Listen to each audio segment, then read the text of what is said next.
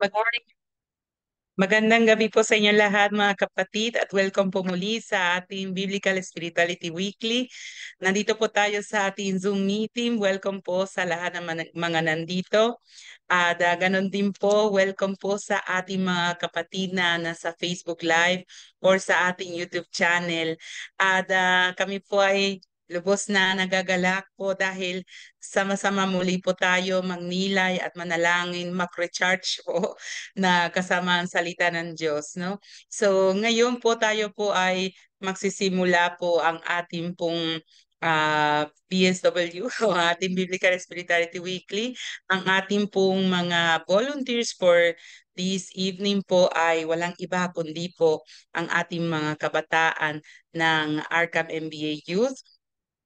At sila po ay very generous po at ready na po sila para sa kanilang pong mga pagbabahagi po. So, ang una pong magbibigay sa ating ng summary of the last week's reflection ay si Sister Riza May Prado. Good evening po, Riza.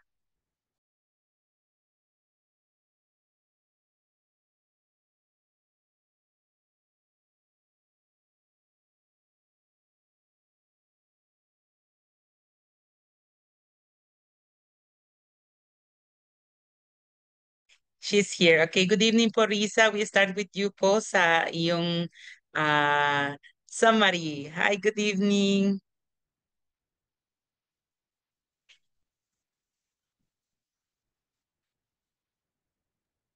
Ayan, good evening po, sister. Good evening po sa ating lahat, Evening. Ayan po, sige po, simulan po natin ang ating gabi. Ngayong gabi po na nagpapasalamat po ako sa paanyaya at sa biyayang makibahagi sa ating Bible study ngayong gabi. At naatasan nga po ako na magbigay ng summary ng reflection sa ating ebanghelyo noong nakaraang linggo. At ito nga po ay tungkol sa isang Fariseo at isang publikano, no, na nanalangin sa loob ng templo. Ang mga Fariseo, sila ang mga punong relihiyosong maalam sa batas.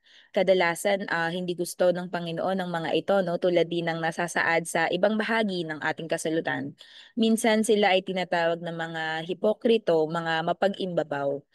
Ang mga Pariseo, pinapangalandakan nila na sila ay magaling at dapat sila ay maging huwaran dahil natutupad nila ang mga batas ayon sa sarili nilang lakas. Kaya naman inaakala nila na sila ay karapat-dapat sa Diyos. Ngunit sa Ebanghelyo, noong nakaraang linggo, no, ipinakilala sa atin ni Jesus ang totoong puso ng Diyos, ang puso ng isang ama, ang pusong puno ng habag at pag-ibig. Kung babalikan natin ang Pariseo sa Ebanghelyo, para siyang nakikipag-usap lamang sa kanyang sarili, no, dahil pinupuri na lamang ang kanyang sarili, na para bang siya ay nananalangin hindi sa Diyos kundi nananalangin sa kanyang sarili, no. At ito, sa kontekstong ito ay hindi na bago sa atin. Ito ay suliranin na ng maraming tao, no, kahit sa simbahan, kahit sa mga naglilingkod sa simbahan. Ito ang nagiging tinik upang ang simbahan ay tunay na maging simbahan ng pag-ibig ng Diyos, no. Laging mayroong kompetisyon at pagkukumpara ng maraming mabuting gawa, no, at para bang meron tayong consolation kumbaga na mas marami akong nagawa kaysa sa iba. Kaya akala natin na tayo yung mga matuwid na, no? Minsan nagiging tulad ng Pariseo na para bang merong medal at trophy or diploma na maaaring ipakita sa Diyos sa pamamagitan ng mga gawa at pagsunod sa utos, no? Na para bang ang mga ito ay ang mga Pariseo, ang mga ito ay may karapatan na maghusga sa ibang tao. Ang pagtupad ng mga Pariseo sa batas, katulad ng sinabi ko po kanina, no, ay ayon sa sarili nilang lakas. Ngunit ang pananampalataya ay regalo ng Diyos. Hindi ito nanggagaling sa ating sariling lakas. Ito ay galing sa Diyos sa pamamagitan ng Espiritu Santo. So sa gayon, no, ang mga Pariseo ay nagiging mga bulag na tagaakay at sila pa ang mga nagiging hadlang para makapasok ang mga tao sa kaharian ng Diyos. Ngunit sa kabilang banda, no, meron tayong second character sa ating ebanghelyo, naroon naman ang publikano. No? Tinatawag sila noong mga traidor dahil pinagbibili nila ang kanilang mga sariling kababayan. Sila kasi ang mga publikano ay mga maniningil ng buwis, no, na ibinibigay naman ang mga buwis na ito sa Imperyong Romano. At sila ay may karapatang magdagdag ng halaga ng mga buwis. So, mga mayayaman itong mga publikanong ito, no. Ngunit sa kabila ng mga ito, sila yung mga taong malulungkot. No, sila ang mga taong maraming kaibigan, ngunit wala talagang nagmamahal sa kanila. Mga taong maraming tao sa paligid nila, ngunit pakiramdam nila na sila ay nag-iisa, no. Siyempre ito ay dahil marami silang pera at mayroon silang kapangyarihan. Ngunit nasa kanila man ang mga ito, nasa kanila man ang lahat ng bagay, wala naman silang totoong pag-ibig. Nasa templo itong publikanong ito dahil napagtanto niyang walang totoong pag-ibig at walang kahahantungan kung ang pundasyon ng buhay ay kayamanan at salapi. Na para bang pagod at sumuko na siya noong naroon siya sa templo, na wala ng lasa ang kaniyang buhay, wala ng lasa ang pera, kayamanan at kapangyarihan. Kaya napagdesisyonan niya, no, na magbalik loob na sa Diyos. Sinabi sa ebanghelyo na nakatayo sa malayo ang publikano ni hindi siya makatingin sa langit dahil pakiramdam niya na nakatingin sa kanya ang langit na puno ng galit. Kaya dinadagukan niya ang kanyang sarili at humihingi ng habag sa Diyos. At nakita na niya ang kaniyang katotohanan na siya ay isang makasalanan. At ito naman, no, ang unang hakbang upang mapalalim ang pananampalataya ng Diyos. Na aminin natin sa ating mga sarili na tayo ay mga kaaway, na tayo ay mga makasalanan, no. Sinabi ni Jesus na naparito ako hindi para sa mga matutuwid kundi para sa mga makasalanan. Kaya upang magkaroon ng kahulugan ang pagdating ni Hesukristo sa ating buhay, makita nawa natin ang ating mga kasalanan at maglakad pabalik sa Diyos, tulad ng ginawa ng publikano, no? At humingi ng awa sa Kanya. Ang publikano ay umuwing pinatawad sa kanyang mga kasalanan. Dahil ang habag at awa ng Diyos ay laging bukas at bukas para sa lahat. No, ang pinagmulan ng salitang habag ay mula sa salitang Hebreo at Griego na in medical terms ay tumutukoy sa sinapupunan. Dahil ang awa ng Diyos ay parang isang sinapupunan. Tuwing magbabalik loob tayo, tulad ng isang sanggol, tayo ay nililikha at tila ba tayo ay ipinapanganak muli. Kaya kung tayo ay nagbabalik loob, naniniwala sa pag-ibig ng Diyos at humihingi ng awa ng Diyos, tayo ay nalilikhang muli, napapatawad, nalilinis, at nagiging isang bagong tao. Sa sakramento ng kumpisal, no, kadalasan tila ba tayo'y wasak at patay pagpasok sa kumpisalan. Ngunit sa ating paglabas, tila ba tayo ay may bagong buhay. Nakakapagpanibago ang sakramentong ito at ini-encourage tayo na maaari tayong magsimula muli. At tulad ng publikano na pumasok sa habag at awa ng Diyos at umuwing napatawad, umuuwi din tayo pagkatapos sa kumpisalan, tayo rin ay umuuwing na tila bang nalikha tayong muli. Ngunit, no, ang Pariseo ay hindi napatawad. Hindi niya nakita ang kasalanan niya, ngunit nakikita niya ang kasalanan ng iba. Akala niya na sapat na ang kanyang mga ginagawa upang pagpalain siya ng Diyos. Kaya dahil dito siya ay nabubulag, o dahil akala niya ay nagagampanan niya na ang mga utos ng Diyos at hindi niya nakikita na siya ay nagkakasala. Kung paano siya pumasok sa templo, ganun rin siya noong paglabas. Walang pagsilang muli, walang pagpapanibago. Kaya naman tayo ay naanyayahan ng Ebanghelyo, no, na magkaroon ng kababaan ng loob. Kilalanin ang ating sarili, aminin ang ating mga kahinaan, ang ating mga kamalian, at ang ating mga kasalanan. Na huwag tayong matakot na humakbang pabalik sa pag-ibig at habag ng Diyos upang tayo ay kanyang likhain muli. Ayun pa. Maraming salamat pa. Maraming salamat po, Riza. At ngayon po tayo magpapatuloy po sa ating opening prayer po na pamunuan ni Brother Mark Manuel.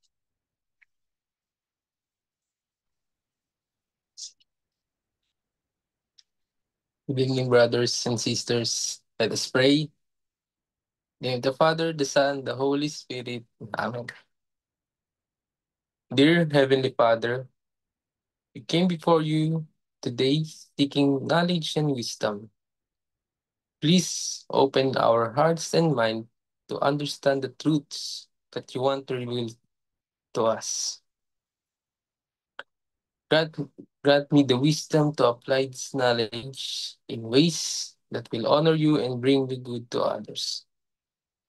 We ask this through Christ our Lord. Amen. Glory to the Father, and to the Son, and to the Holy Spirit, as it was in the beginning, is now, and will be forever. Amen. Amen. In the name of the Father, the Son, the Holy Spirit. Amen. Amen. Thank you so much, Mark. Tayo po ay magpatuloy po sa ating panalangin, sa ating paghingi at pagtawag ng presensya ng Espiritu Santo na palakasin ang kanyang pagmamahal sa ating mga puso at maging handa tayo makinig sa salita ng Diyos.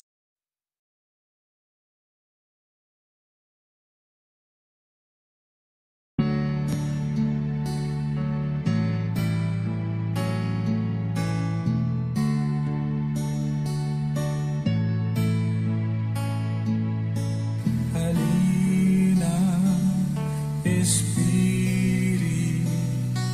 Santo, kinakailangan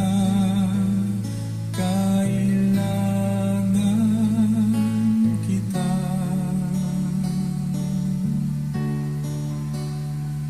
Sigla at lakas na mahina, pag-asa ka namin lahat.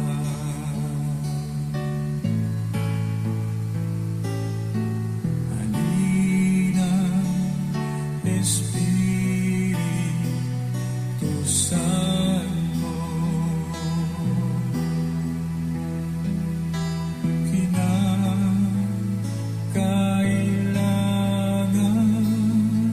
kita.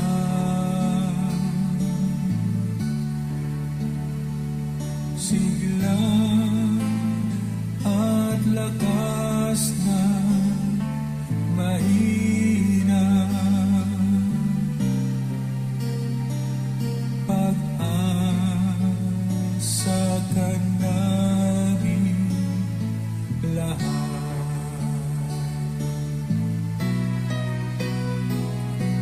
Halina, Espiritu Santo, kinakailangan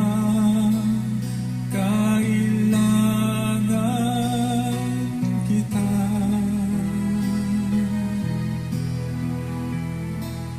Sigla at lakas na mahina,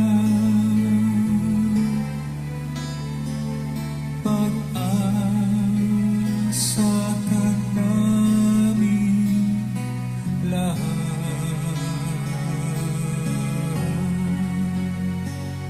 Pag-asa ka namin lahat.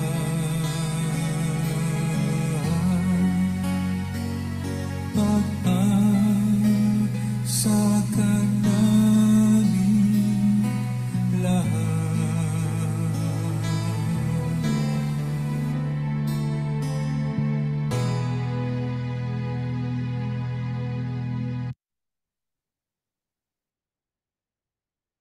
At tayo po ay makikinig sa salita ng Diyos na babasahin po para sa atin ni Sister Julia Malagueño. Good evening, Julia.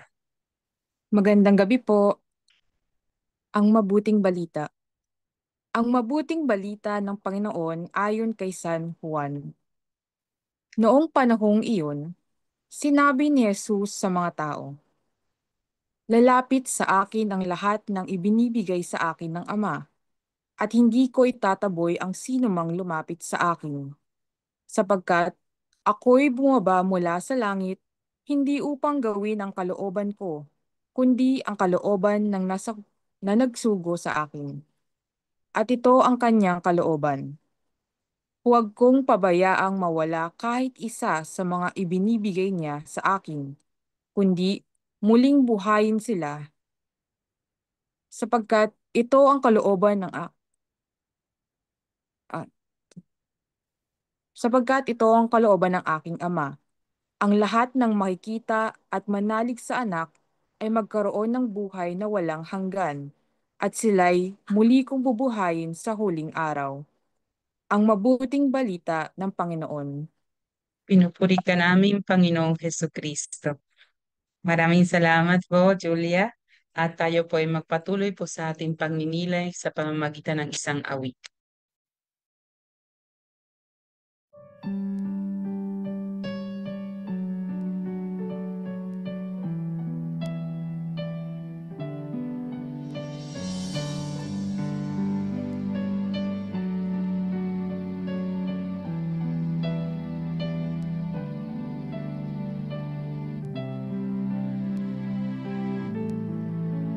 O Diyos, ikaw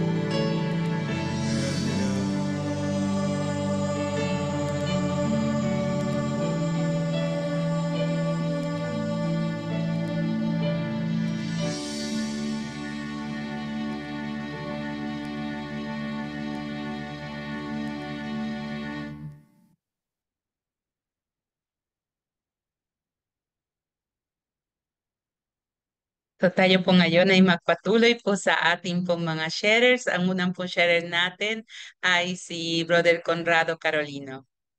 Good evening, Conrado.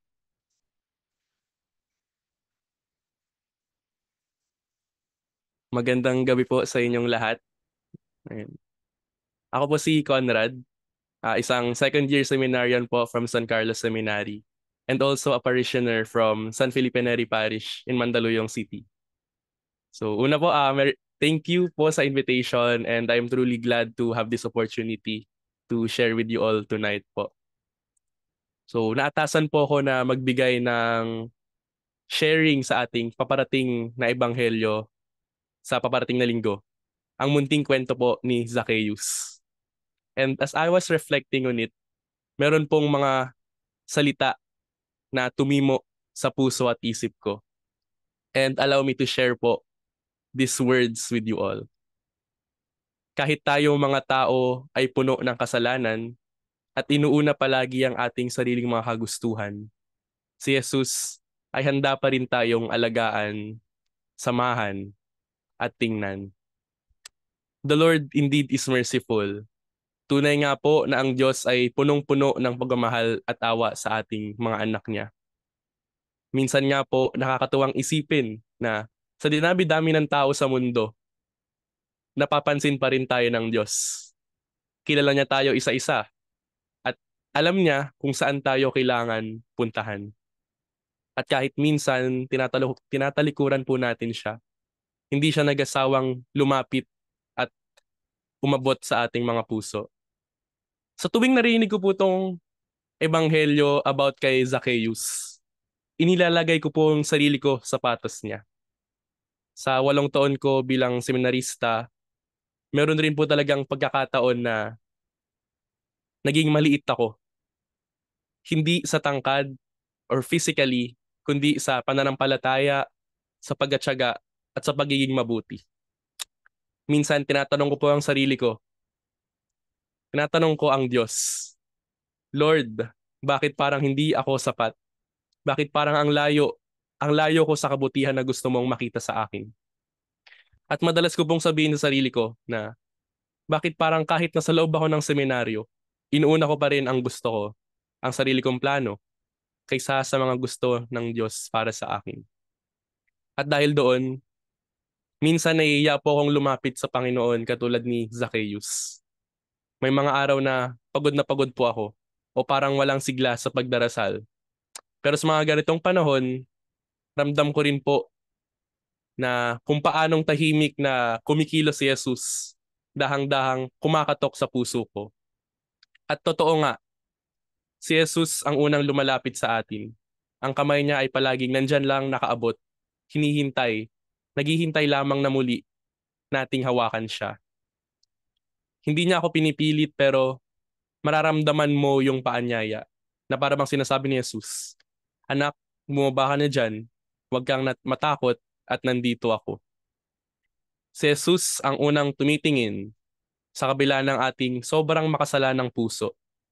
Siya ang laging nauuna sa pag-aalaga, sa pagsama, at sa pagtingin ng may buhay na pag-ibig.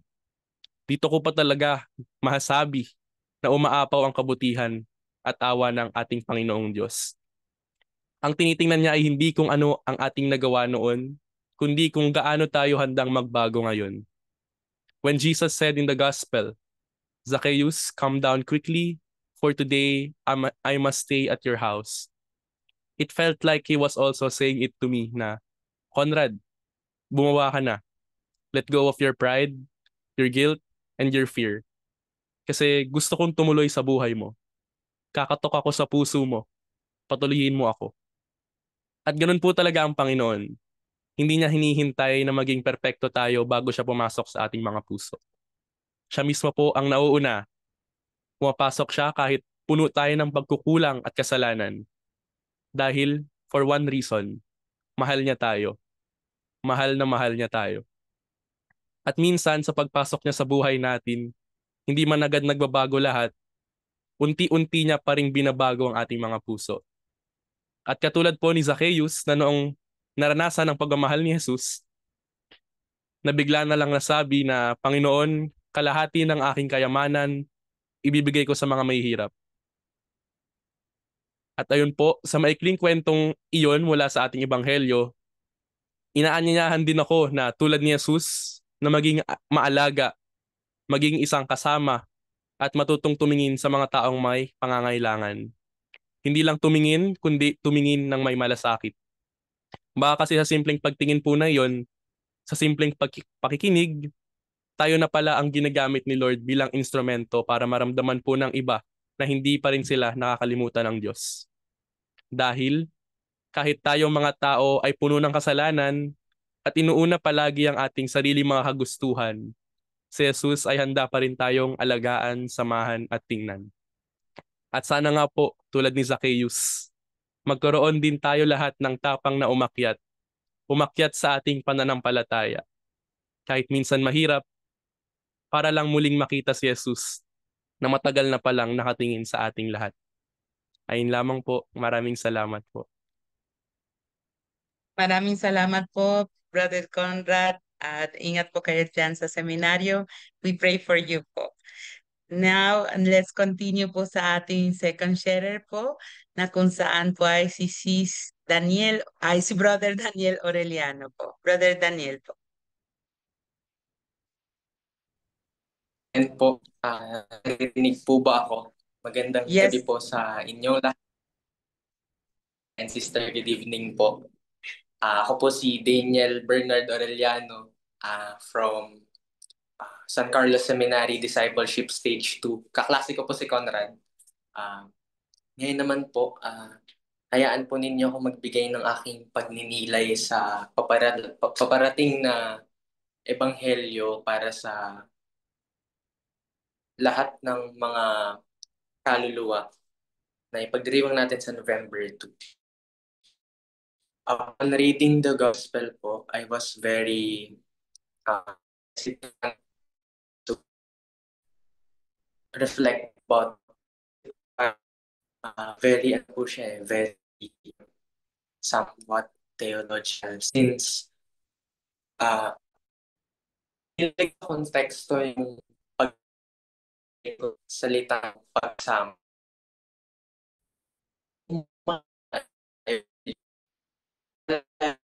Banggit doon sa kung sino man yung lumaking ay ilagay ko sa Ama. At kung sino naman ang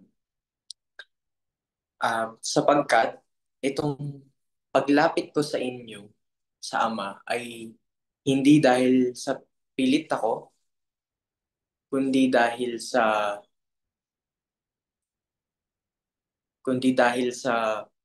ito yung pinagkaloob sa akin ng Diyos. Kaya naman po, napag-reflectan ko yung salitang pagsama.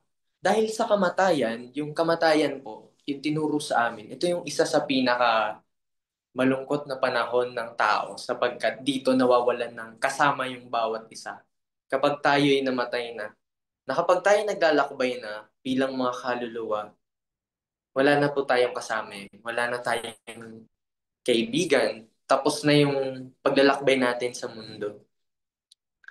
Kaya naman napili ko po yung pagsama. Kasi, kunyari po sa ating buhay, meron tayong mga kaibigan, kakilala, o kaya naman ay mga best friend natin talaga na napagsasabihan ng mga problema sa buhay na araw-araw natin kasama. Tulad po namin sa seminaryo, meron po kaming tinatawag na bukluran.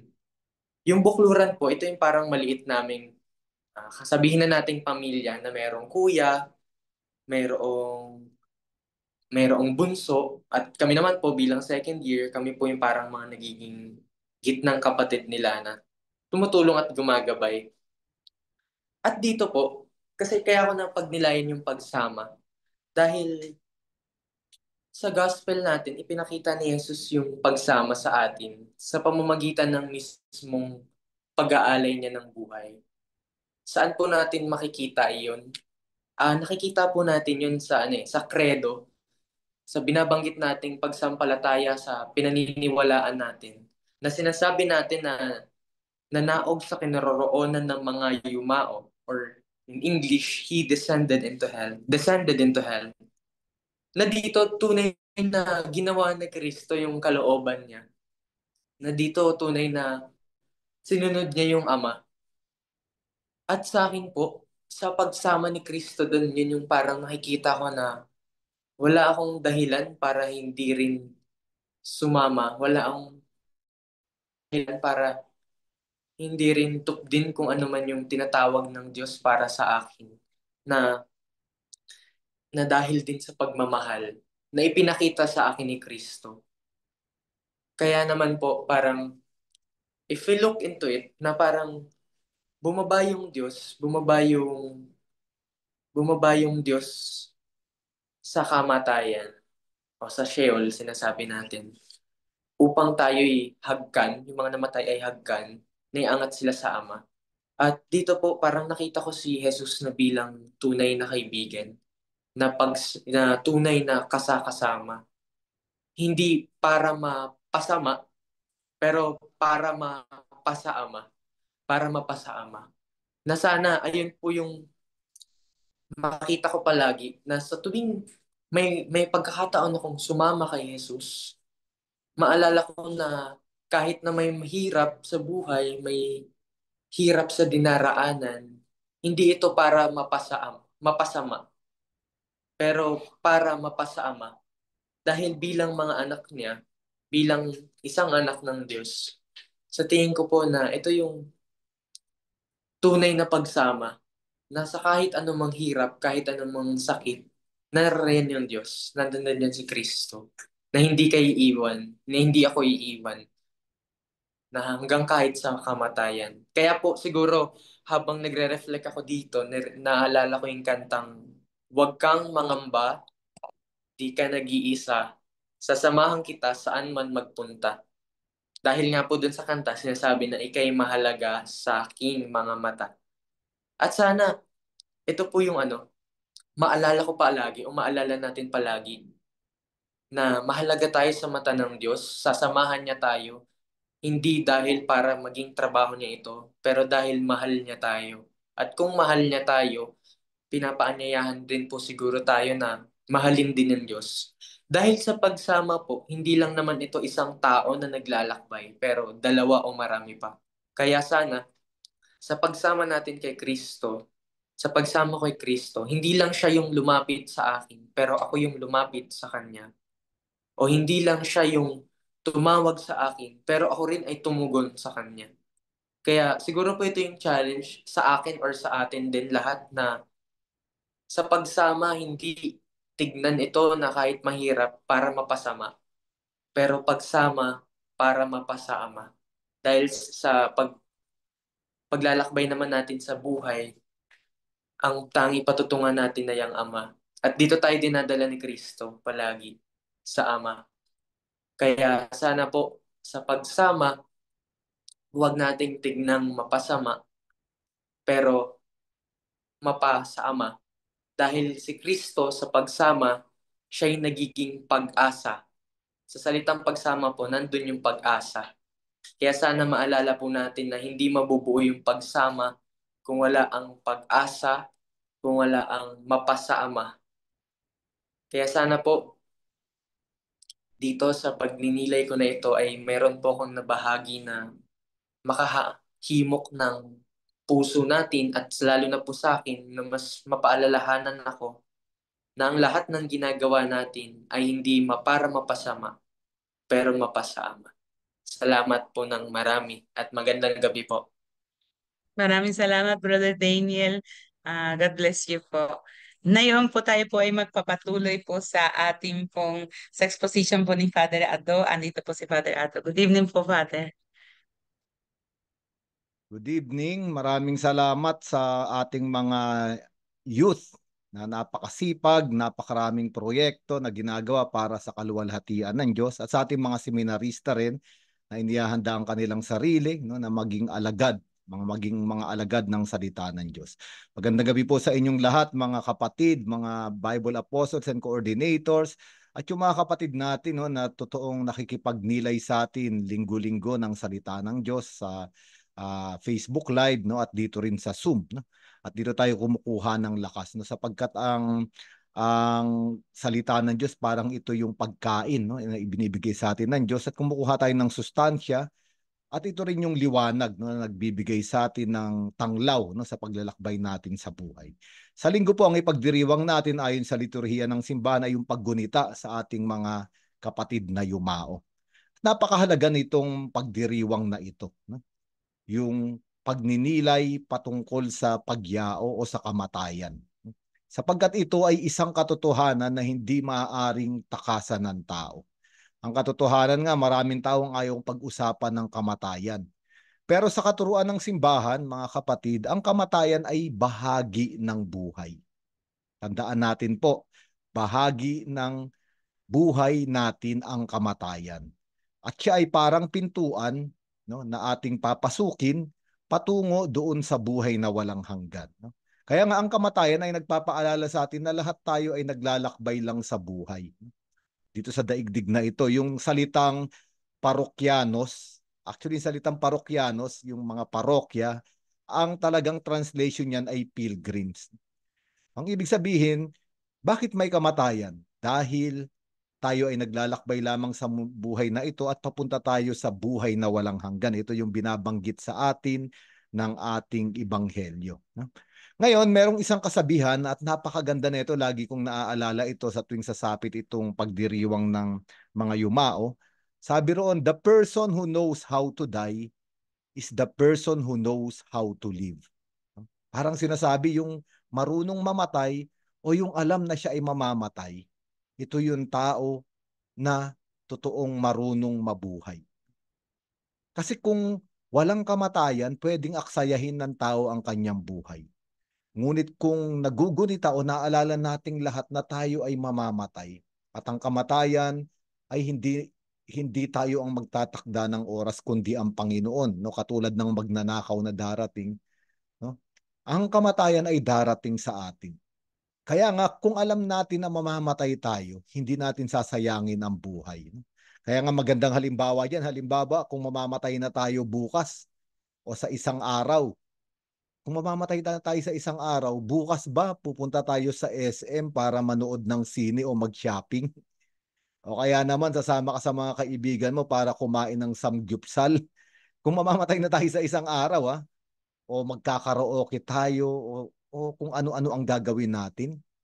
Kung mamamatay na tayo at alam natin mamamatay na ako sa isang araw o sa mga susunod na araw, gagawin natin yung mga pinakamahalagang bagay sa buhay.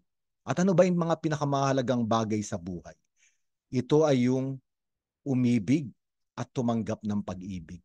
Hahanapin natin yung mga mahal natin sa buhay at sasabihin nating mahal natin sila.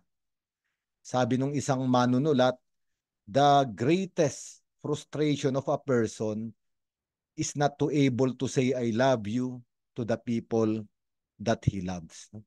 Kaya nga kung mamamatay na ako, gagawin ko yung mga pinakamahalagang bagay sa buhay. Sasabihin ko sa mga mahal sa buhay, mahal ko kayo. At magpapasalamat ako doon sa mga nagmahal sa akin. Ang pangalawang mahalaga, no, lalo na kung alam natin na mamamatay tayo, ay yung pakikipagkasundo.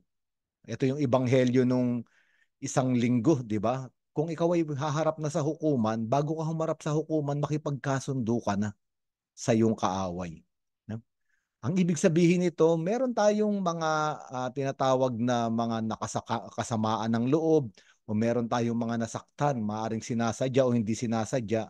Kung mamamatay na ako sa darating na araw, hahanapin ko yung mga taong ito, hihingi ko ng tawad. O kung ako naman ang nasaktan, ako ay magpapatawad. Kaya nga napakaganda ng kamatayan, no? Kaya nga ang mga santo noong sinauna, no, halimbawa si Saint Jerome, palagi siyang merong bungo ng patay na tao sa kanyang lamesa. Tawag dito ay memento mori, para maalala ko na ako ay mamamatay. So, sapagkat ito yung totoong panganib sa tao na akalain natin na malakas ako, mahaba pa ang buhay ko, hindi naman ako matanda, bata pa ako. At pwedeng ito yung maging panganib at patibong upang hindi tayo maghanda. Kaya nga maganda itong pagdiriwang ng paggunita sa mga yumao dahil sinasabi rito na haharap tayo sa kamatayan. Ngayon, sa oras ng kamatayan, sa pagtuturo ng simbahan, pag namatay tayo, yung kaluluwa natin ay haharap agad sa Diyos. Ang tawag dito ay particular judgment. Di ba? Merong dalawang judgments, particular judgment at universal judgment. Ang mangyayari pag namatay tayo ay yung tinatawag na particular judgment. Ang ibig sabihin, i-assign agad ng Panginoon yung kaluluwa natin, kaluluwa natin sa state o kalagayan na dapat natin puntahan ayon sa paraan kung paano tayo nabuhay dito sa daigdig. Ang ibig sabihin, merong dalawang kalagayan na pupuntahan ng taong namatay. Ito ay langit at impyerno. Pero ito ay nakaayon sa kung paano tayo nabuhay sa daigdig. Kung nabuhay ako rito sa daigdig na para bang walang Diyos, ayaw ko sa Diyos, ako na yung namili nung kalagayan na pupuntahan ko, state, at papunta ako sa impyerno. Pero kung nandito naman ako sa daigdig na ito at pinipili kong palaging makapiling ang Diyos, makausap ang Diyos, ang state sa particular judgment na pupuntahan ko ay ang kalangitan. At mahalaga ito. Ngayon, merong isa pang state, at ito yung purgatorio. At bakit ba may purgatorio? Mahalagang pagnilayan ito sa mga araw na ito. Bakit may purgatorio? Kasi lahat tayo naman talaga, katulad ng mga nagbahagi kanina, halimbawa si Brother Conrad, lahat naman tayo ay nagkasala, nagkakasala at makasalanan. Ngayon, sa bawat kasalanan ng tao, kahit nagawa natin sa kapwa natin o nagawa natin sa ating sarili, lahat ng kasalanan ay laban sa walang hanggang Diyos. All sins are against the eternal God. No? Palagi. No? Kaya nga ang kaparusahan ng bawat kasalanan ng tao ay eternal punishment. No? Dahil nagkasala tayo sa walang hanggang Diyos. Eternal punishment. Kaya nga, ang eternal punishment, para mabura ito, kailangan ng eternal justice o eternal ransom. At kung walang hanggan yung kaparusahan na tatanggapin natin, isa lang ang makapagbabayad dyan. Isang walang hanggang Diyos. Hindi natin kayang bayaran.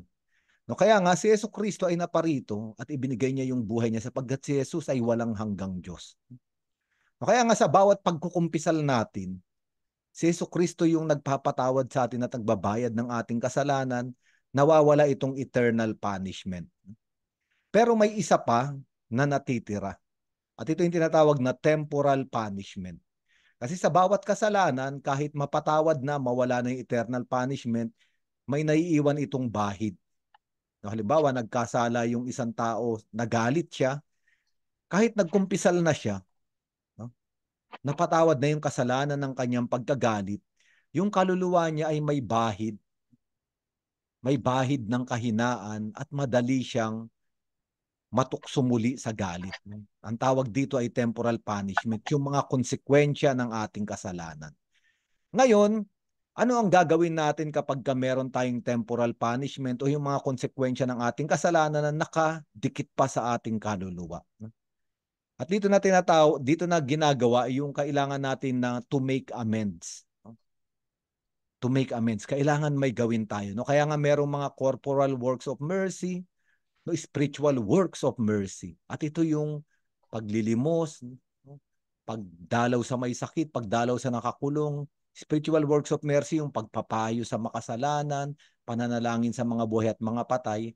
Ito yung ginagawa natin kahit napatawad na tayo ng ating eternal punishment sa kasalanan, para mabura yung temporal stain o temporal punishment, kailangan nating magkaroon ng amendment. Ngayon, kapag ang tao ay namatay, totoo nakapagkumpisal o kaya nabigyan ng anointing of the sick, tandaan natin yung anointing of the sick ay meron ding elemento ng pagpapatawad ng kasalanan. Maaring mamatay tayo sa ganong sitwasyon, ngunit hindi pa tayo nadadalisay at meron pang bahid yung ating kaluluwa nung temporal punishment. Ayun yung pagkakataon na ang kaluluwa ay pupunta muna sa purgatorio. At napakaganda, ilang beses kong binabasa yung purgatorio, 'di ba? Parang apoy na dumadalisay. Ngayon, may isang santo, sana i-research natin mga kapatid, si Saint Catherine of Genoa. Ang sabi niya, ikaw na mismo pala, no, yung volunteer na pumunta ka muna sa purgatorio. No? Kasi parang lahat tayo ay inaanyayahan sa buhay na walang hanggan sa kalangitan. Lahat tayo inaanyayahan, pero kadalasan hindi sapat yung paghahanda ng tao. Naalala ko yung kwento ng spiritual director ko, Capuchin, Spanish siya. Ngayon mahilig siya sa mga concert. Ngayon nung nagpunta siya raw sa London, may concert doon at parang Biyernes ng hapon. May ticket na siya. Pero ang problema, nakalimutan niya na yung concert ay alas 5 ng hapon. Naalala niya, alas 3 na ng hapon, di pawis na pawis siya, nagagala siya ron sa London. Yung habit niya, mabaho, marumi. Kaya dumiretso na siya ron sa concert. Ngayon, nung pagpunta niya sa concert, pinapapasok naman siya. Pero nung pagsilip niya sa loob, nakita niya mga dignitaries. No, kahit si Queen Elizabeth daw nandun. As ang gaganda ng damit ng mga tao, nakaputi. No? Malinis yung lugar. First class yung mga pagkain. Siya mismo yung nahiya. Sabi niya, yung itsura ko, yung kalagayan ko ngayon, hindi pa karapat dapat pumasok sa concert. Uuwi muna ako. Uuwi muna siya para malapit lang naman yung kumbento nila para maligo, maghugas. Ganon daw yung purgatory. Sabi rin ni Saint Faustina Kowalska, nung ipinakita sa kanya ng Diyos ang kanyang kaluluwa, sabi niya gusto niyang sabihin sa Diyos na ipadala muna siya sa purgatorio. So bandang huli, mahal tayo ng Diyos at lahat tayo inaanyayahan na makapiling sa kalangitan. Minsan nga lang nakalimutan na nating maghanda. Kaya ngayon sinasabi ko kanina yung spiritual director ko, pag uwi niya, maliligo, maghahanda. No, ang tawag dito ay purification through the fire of love. Kasi nagnanasa ka na, yung puso mo ay nag-aalab na sa pag-ibig na pumunta na ron sa lugar. Pero hindi ka pa makapunta dahil kailangan mo maghanda. Ito yung purification of love. Halimbawa, di ba? Si Sister Lacey's example, meron tayong monthly formation at mahal na mahal niya yung biblical apostolate pero hindi siya makapunta. Di ba? Pero nag-aapoy yung puso niya, nag-aalab, full of zeal, pumunta ron sa formation natin, no? At hindi siya makapunta. At ito yung fire of love na nagpipurify. Ito raw yung nangyayari sa kaluluwa. Gustong-gusto ko nang pumunta sa piling ng Diyos. Pero nakikita ko hindi pa ako handa. Ngayon, balikan natin yung kwento ng spiritual director ko. Pagbalik niya, pagbukas niya nung shower, walang lumalabas na tubig. Paano ka maglilinis? Paano ka maghahanda? Ayun na. Yung kaluluwa sa purgatorio, wala siyang kapangyarihan na linisin ang kanyang sarili. Katulad nung spiritual director ko, yung tubig ay nasa labas. No? Kailangan yung tubig ay mag-supply doon sa kanyang shower para mahugasan siya at makapaligo siya. Ganon daw ang kaluluwa sa purgatorio. Hindi kayang mag-produce ng panglinis, kailangan ng militant church, kailangan ng simbahan. Kaya pinapanalangin natin ang mga kapatid nating yumao, lalo na yung mga kaluluwa sa purgatorio. Ito isang purpose ng pagdiriwang natin ngayon. No? Napakagandang pagnilayan nito. Okay? Kaya nga, sabi rito sa Ebanghelyo ng ating Panginoong Jesucristo, lahat ng pumaparito sa akin o pumupunta sa akin, lahat sila ay inakay ng Ama. Lahat sila ay inakay ng Ama. Ibig sabihin, bakit tayo nasa loob ng simbahan? Bakit tayo nandito sa Biblical Apostolate? Bakit tayo nagninilay ng salita sa Biblical Spirituality Weekly? Hindi ito dahil sa sarili nating lakas. Kung hindi merong nag-akay sa atin, ang Ama. Actually, yung sa salitang Griego, ang sabi ron, somebody attracts us. No? Parang niligawan tayo hanggang mahulog tayo sa pag-ibig. Kaya tayo sumusunod sa Panginoong Jesucristo. Kaya nandito tayo mga kapatid hindi dahil pinili natin. Kung hindi inilagay ng Diyos sa puso natin yung karanasan ng pag-ibig, kaya tayo ay nahulog sa pag-ibig. Na parang yung mga kabataan, di ba? To fall in love, no? To fall in love na sa kanilang kalooban ay nakaramdam sila ng pag-ibig kaya pinupuntahan nila yung kanilang iniibig. At ito yung sinabi rito sa ating ebanghelyo. No? Inilagay ng Diyos ang pag-ibig sa ating mga puso no, para tayo ay lumapit sa Panginoon. At ngayon sabi ni Jesucristo, ang lahat ng dinala at ibinigay ng Ama sa akin, hindi ko itataboy kailanman. Walang rejected. Lahat ay gustong tanggapin ng ating Panginoon. Lahat ay gustong iligtas ng ating Panginoon.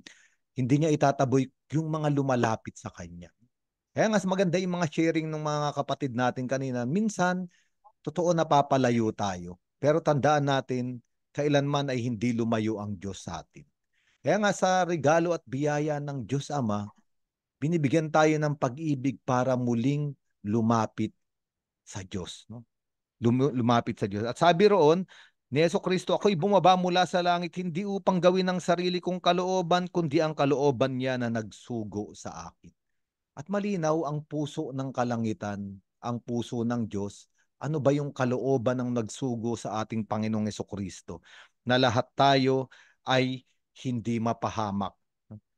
Bagkus ay magkaroon ng buhay na walang hanggan. Sabi ng ating Panginoon, lahat ng ibinigay sa akin ng Ama ay muli kong bubuhayin sa huling araw. At eto nga, no? Mahalaga ang kamatayan para maranasan ang muling pagkabuhay. Ang ating Panginoong Jesucristo mismo ay namatay at siya ay pumasok sa muling pagkabuhay. No? Kaya nga, hindi natin maaring itanggi ang kamatayan. Totoo, masakit ang kamatayan.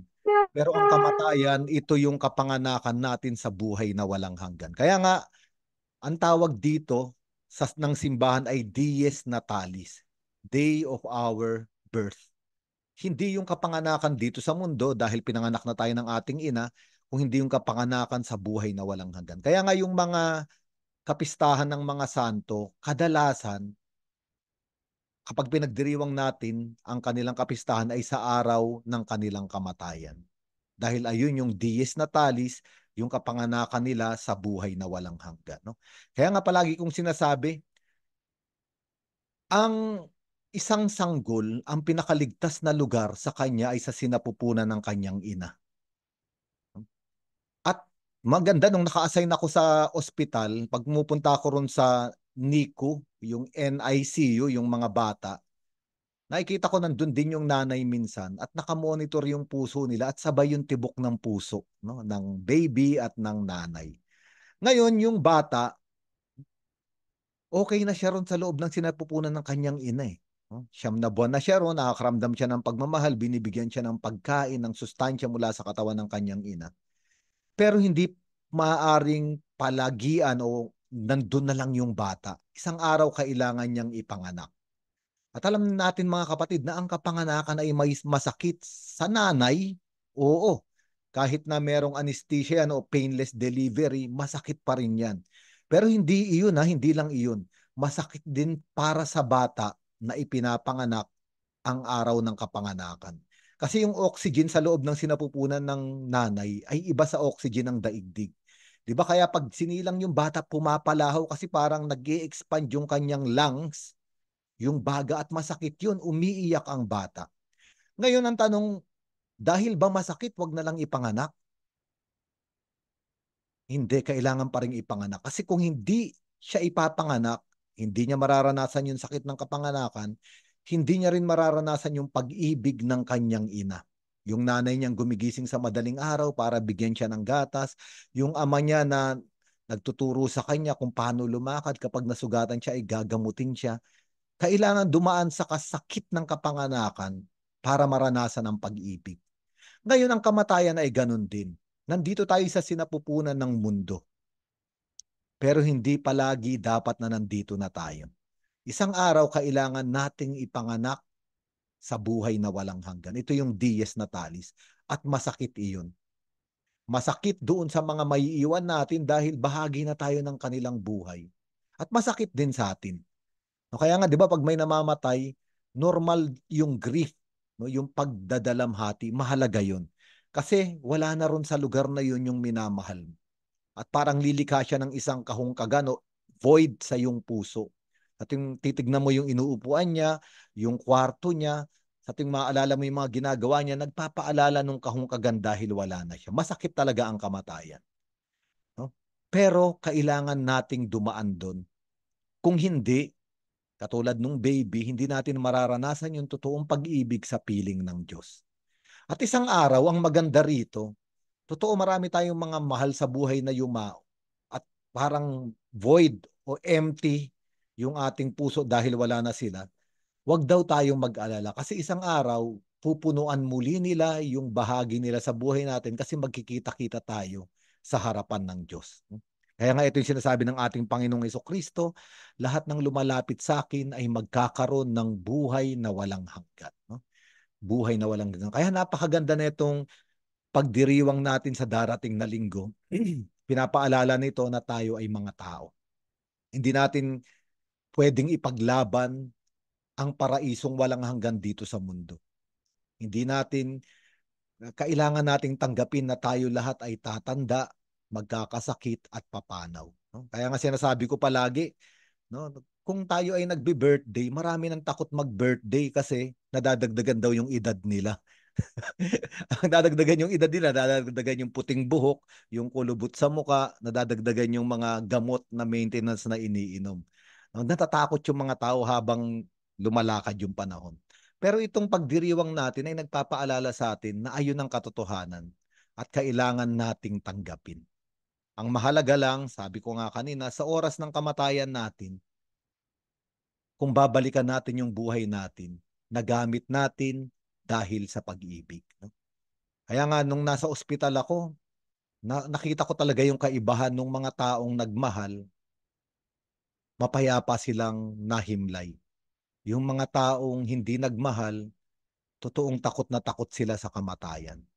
Yung mga taong nagmahal, kasi habang buhay pa sila ay namamatay na sila sa kanilang sarili para ibigay yung buhay nila sa kanilang iniibig. Ang ibig sabihin, yung mga taong marunong magmahal ay sanay ng mamatay.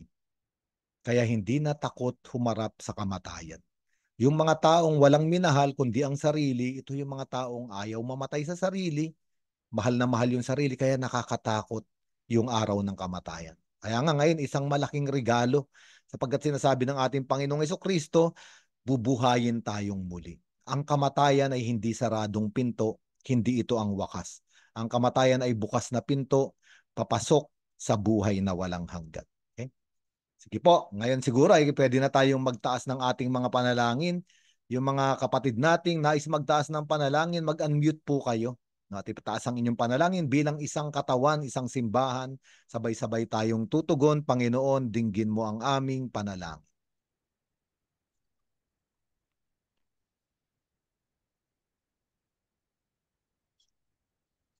Ama namin sa langit, naway lagi naming maisaisip, magkaroon kami ng kamalayan sa inyong sobra-sobrang awa at habag.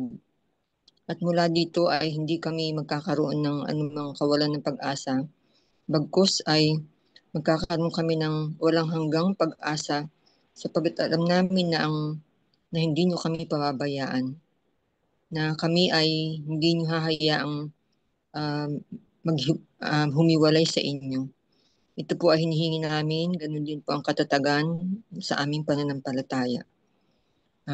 Hinihiling namin sa ngalan ni Jesus. Panginoon, dinggin mo ang aming panalangin.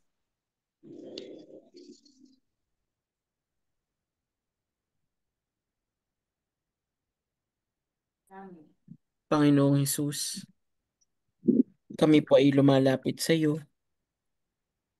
humihingi ng inyong biyaya at paggabay sa aming paglalakbay sa mundong ito.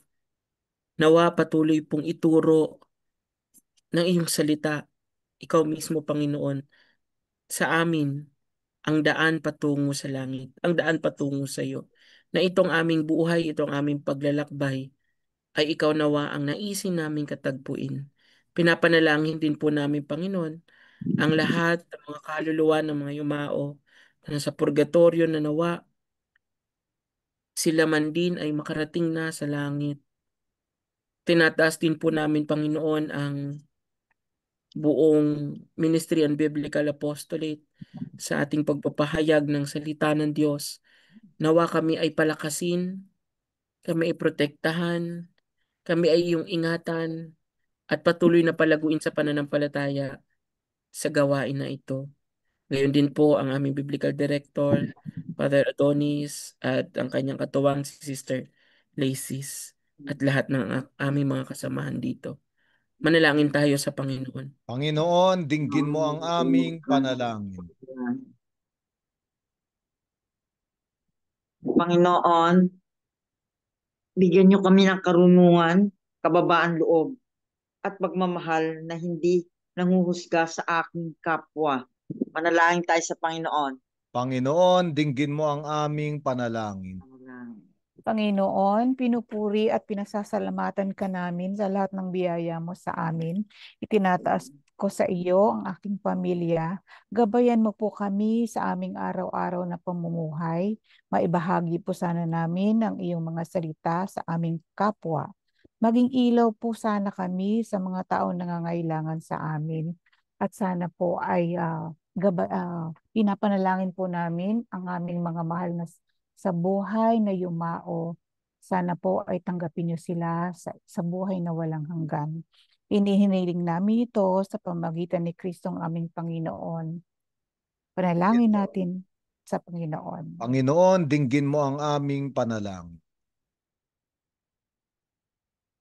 Tanggapin mo, Ama, ang mga panalangin na ito, gayon din yung mga panalangin nakatago sa aming mga kalooban sa panalangin itinuro ng iyong anak sa amin. Ama namin, sumasalangit ka, sambahin ang ngalan mo. Mapasa amin ang kaharian mo, sundin ang loob mo dito sa lupa para ng salang. Bigyan mo kami ngayon ng aming kakanin sa araw-araw at patawarin mo kami sa aming mga sala. Para ng pagpapatawad namin sa nagkakasala sa amin at huwag mo kami ipahintulot sa tukso at iadya mo kami sa lahat ng masama. Ngayon, Sister Tere, announcement na po tayo. Tere is ready for the announcement po. Yes po. So, magandang gabi po, Father, Sister, at sa lahat po na nakasama po natin sa ating every Tuesday na Biblical Spirituality Weekly at sa mga nanonood po sa atin sa Facebook page. Ayan. So, i-share ko lang po i-share ko pa rin po ang aking screen. So, meron po tayong mga naging list po ng mga entry program sa iba't ibang mga parokya. So last Saturday, tapos na po tayo sa Our Lady of Fatima Parish sa Pasay. Pero meron pa rin po sa St. John Bosco Parish. Ayan po ang mga petsa. 7 p.m. to 9 p.m. po every Friday. Every third Friday po yan of the month. Wait na, ayaw po mag-next. Ayan. At magsisimula naman po sa November 8 ang sa Archdiocesan Shrine of St. John the Baptist po sa San Juan City. Sa kanila po ay 8 a.m. to 12 noon po. At pati naman po nagsimula na rin po last Sunday po yung sa San Jose de Troce Parish sa Santa Cruz, Manila. So ayan po yung mga petsa and then yung every 8:30 a.m. po sa kanila. And, ayan po, para po sa summary na po ng ating mga upcoming events bago matapos ang taon hanggang sa month of January po, ang National Bible Month. Magkita-kita po tayo sa November 29 para sa ating Advent Recollection ng 9 a.m. to 12 noon po sa Pope Pius XII Catholic Center Auditorium sa UN Avenue, Manila.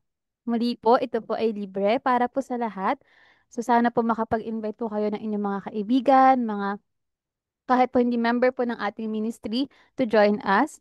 Pero ayun po, I will ask po sana na para po ma-confirm lang po ang attendance para po sa ating pagsasaluhan na lunch. Ayan, and kita-kita rin po tayo sa Christmas celebration po sa December 27, 8 a.m. to 12 noon sa Green Sun Hotel, Chino Roses, sa Makati City.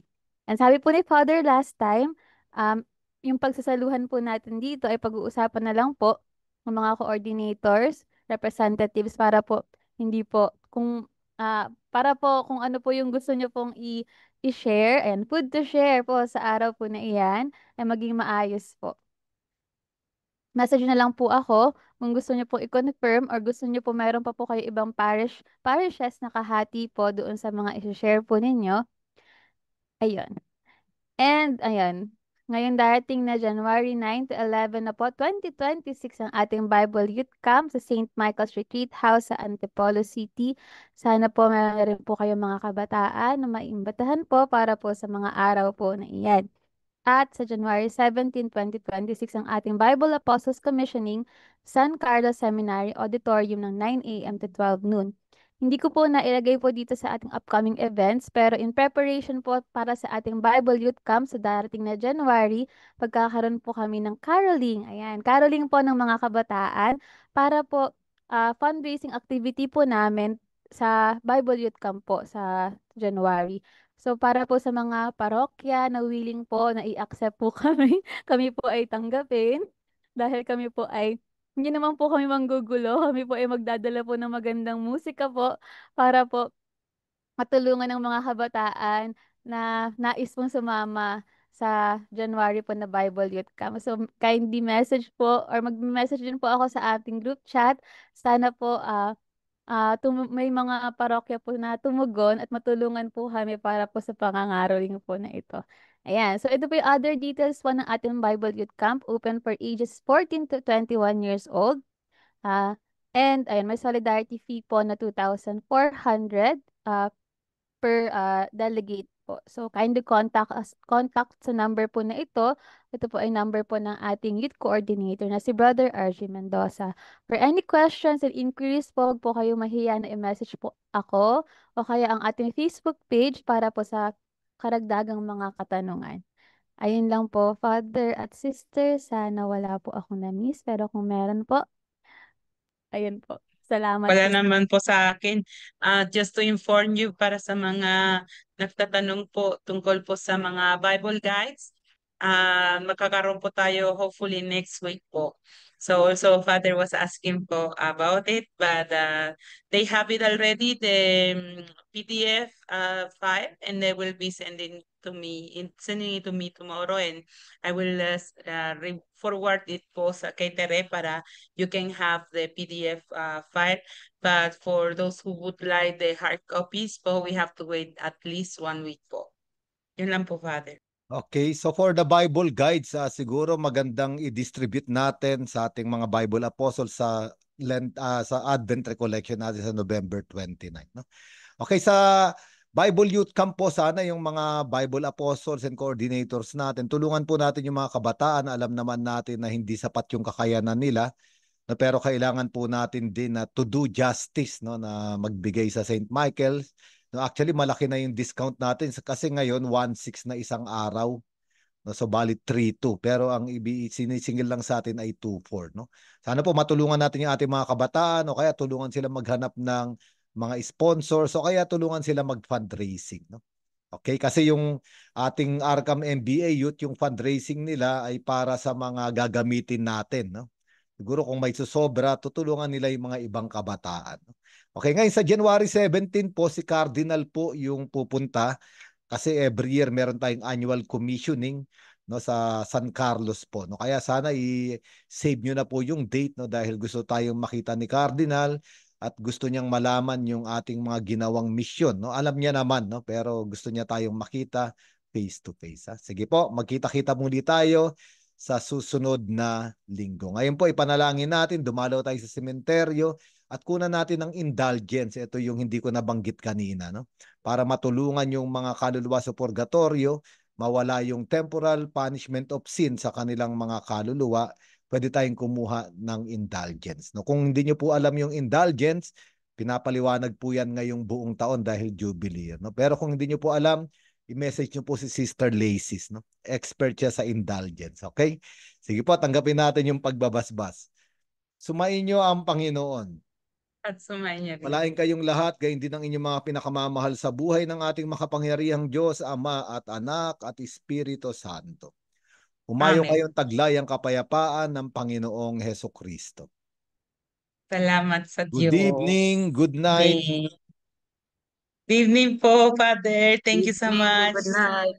Salamat po sa inyo lahat, sa mga seminarista, Thank you so kay much. Brother Conrad at kay Brother Daniel at kay Riza and kay Julia. Thank you so much. God Bye po, bless. Sister Maureen, na nasa Australia. Thank you, Thank Sister you so much. Lacey. Thank Opo. you. Sa Thank you, ating mga Father. dyan lang sa kabila. Ingat po kayo palagi. See you soon. See you, see you. God bless.